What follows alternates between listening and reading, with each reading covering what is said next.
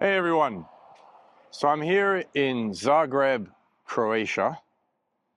I'm together with Jaochim Schadt from Secon, but you're probably wondering why is it that we're here at Frigo Plus. Frigo Plus manufacturing facility, they've got several sites here in Zagreb or around Zagreb. But Frigo Plus are a little known company in the natural refrigerant space, but have been active for quite a few years.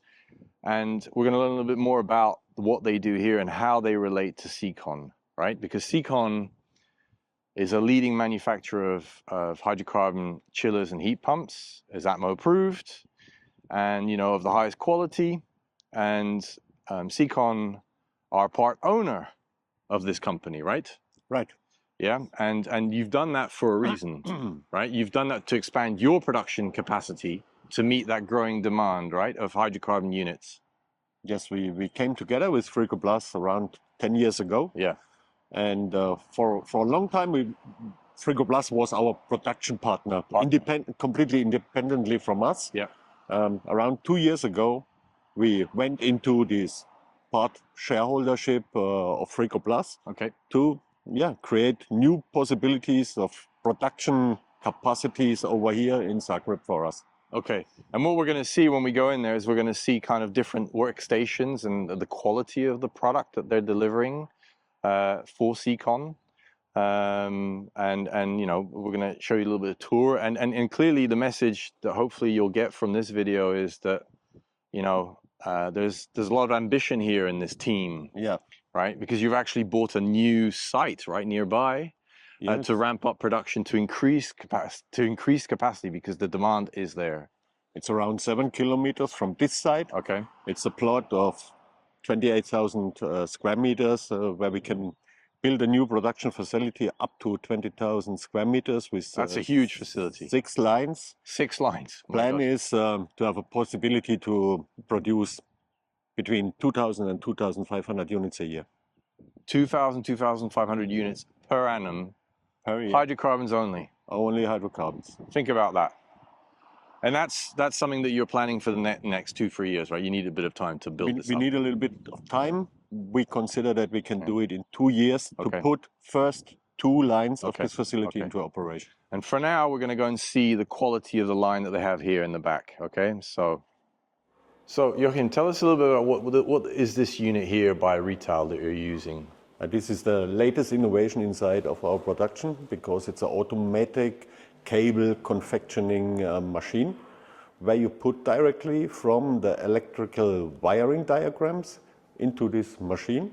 And the machine is putting the single cables on the correct length, adding the pins and put it together to a string which can use in the... So this eliminates a lot of the manual labor that you had before of cutting and sizing the cables, right? Each and every single cable. Especially if we have to label each single wire. Okay.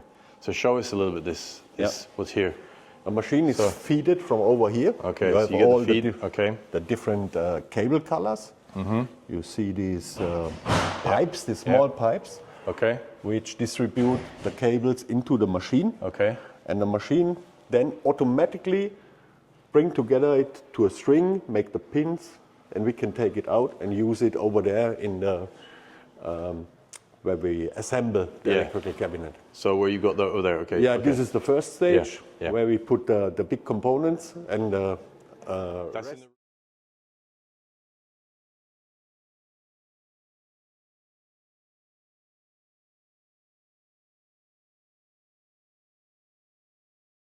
Here you've got like a lot of the Secon projects that you have in the background that you're preparing that we're going to go and see now, right? That they're working on right now. Yes, these are the single orders, and you can see for whom exactly. device it is. Seeing here in the background here, you've got like different zones and different units that are being built, right? Over here, it's the, let's say, starting point of the general assembly. Okay. It means we start with the base frame construction, put on this base frame all the main components, fix the refrigerant circuits. In next step, we add all the hydraulic pipework, and then we go to the next step where we add condensers to this platform. Here's the hydraulics, right? Yeah, this is the hydraulic part. First, we saw the refrigerant part, and this is the separate hydraulic part of the unit, where you have manifold lines. And for example, what is a quality issue is also that all cablings inside of our machines are in cable trays. Okay. Not only fixed with cable binding stuff and so on.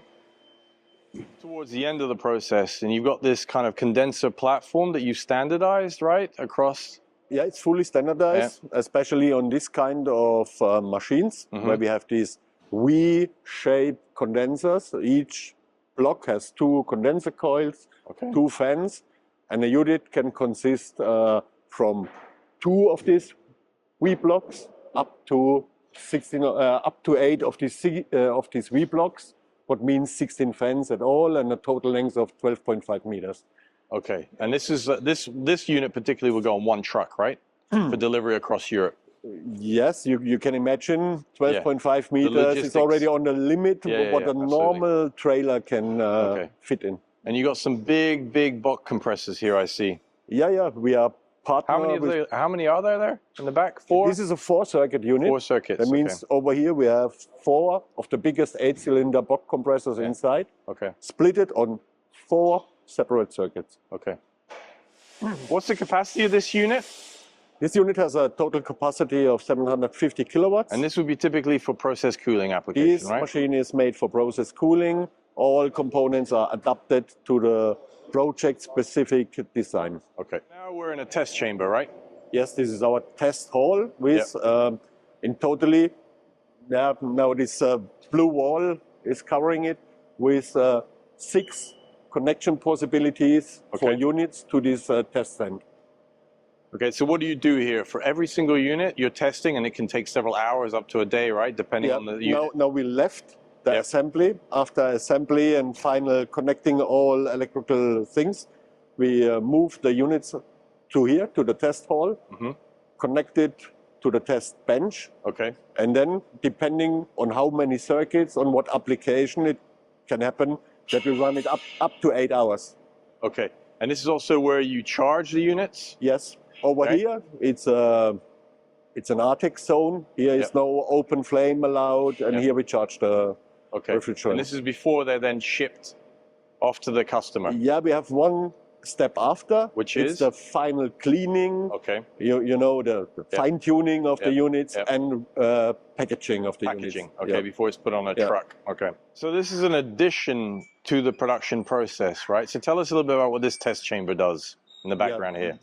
The issue of this test chamber is development and approval of coils, evaporator coils used inside of air-water heat pumps, because it's mandatory to know which performance we can carry out and to optimize defrosting processes. And you're doing it from a range of test chambers from -20 Celsius to +20, +30, whatever you need, 30, right? 35. The whole range. The whole range, yeah. And this is for every single unit that ships to customers. You have this test chamber on top, right? No, it's not for every single unit. It's for testing if we implement new coils into the air pump, in the heat pumps. Okay, so really make sure that you're optimizing everything. Yeah. Okay. It's an approval of our suppliers. Okay.